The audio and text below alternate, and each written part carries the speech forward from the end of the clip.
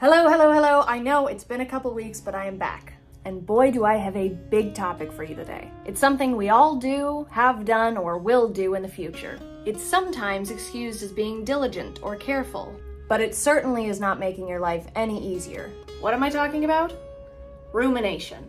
Gee whiz, what a pain in the ass this guy is, right? He's like your creepy ex-boyfriend who hides in dark alleys and waits for the chance to just jump out and make you feel bad about yourself. You're walking down the street after seeing a friend that you've lost contact with, and it took you by surprise. But your creepy ex-boyfriend pops out and starts to say, "Hey, you were kind of standoffish. I think they noticed." Or, "You haven't really done anything with your life since you last saw them." And you know what? You believe him, because at some point you did get something from that relationship. So then you start to spiral. The more you think about that interaction, the more you've now convinced yourself that you have made a fool of yourself, even if in reality that moment wasn't so big.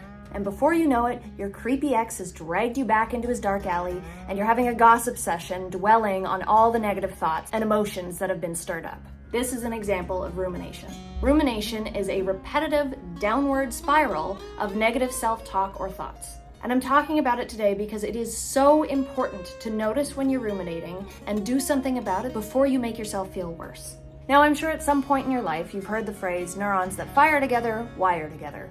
Or maybe you've heard, if you don't use it, you lose it. These phrases are just catchy ways of saying that when the neuron retraces the path several times, it becomes almost like muscle memory for them. Like your drive home from work. They are more likely to go down a path that has been already forged by constant foot traffic than form a new path in a direction that has been seldom touched. Like when you're walking a trail. You rarely go off that trail to explore nature on your own. But if you did, and you did that enough times and more and more people followed, then eventually a new path would be formed. And this is a really handy feature in some cases. Like when you pick up your guitar and you can just play your favorite song because you've done it a million times. But with negative thinking, this can be super detrimental.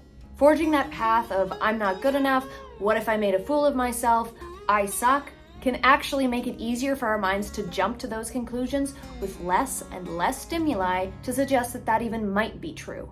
Now, some people might justify their rumination in thinking that they're trying to problem solve or plan. But the key here is that if you look at the types of thoughts that are being given attention, there's often no factual basis. And therefore, how is it possible that you can adequately problem solve? The point is, rumination on negative thinking patterns is never helpful. So you want to get to a place where you can point out that you're ruminating, first of all, and then do something about it. Easier said than done. So what's that look like? Number one, you could try to piece out the facts from the maladaptive thoughts. I've said this before in previous videos, but that's because it's a very useful tool. So for example, I'm no good at basketball and I'll never get this shot right. Becomes, I just started playing basketball and I'm having difficulty with this shot. Or maybe even, I've been playing basketball for a while and this shot typically comes easy for me, but I'm having an off day. This tool of reframing negative thinking is so helpful because rarely is a situation ever as helpless as we feel it is. There's always something that can be done, even if that something is nothing in the moment. 2, get some exercise.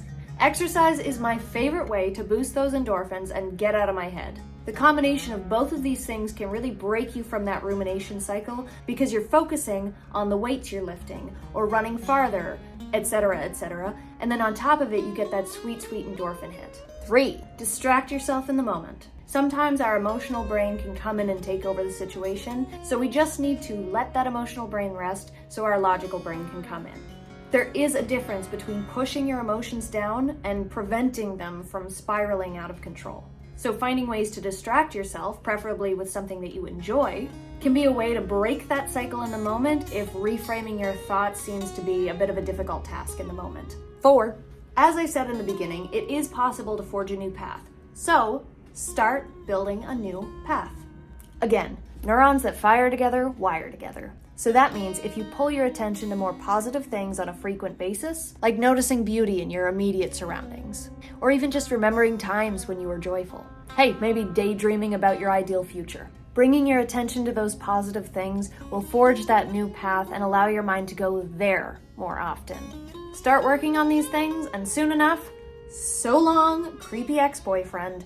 He'll try to pop up every now and again, but if you don't pay attention to him, he'll go back to his dark alley from whence he came. All jokes aside, rumination can have a profoundly distressing impact on your life. So, I urge you, try to start noticing the thought patterns for the rest of the day. If you feel you're going down that spiral, just say, oh, I'm ruminating. You don't have to go farther than that right now. You can try implementing one of those 4 steps at a later base, but the first step is just to know when you're ruminating. And that's it for another episode of Future Dr. Brynn. Thank you for sticking around. Hello, if you're new, I am Future Dr. Brynn. If you don't know already, this channel is a spot for me to discuss topics or concepts in psychology while I myself go through my doctoral program in psychology.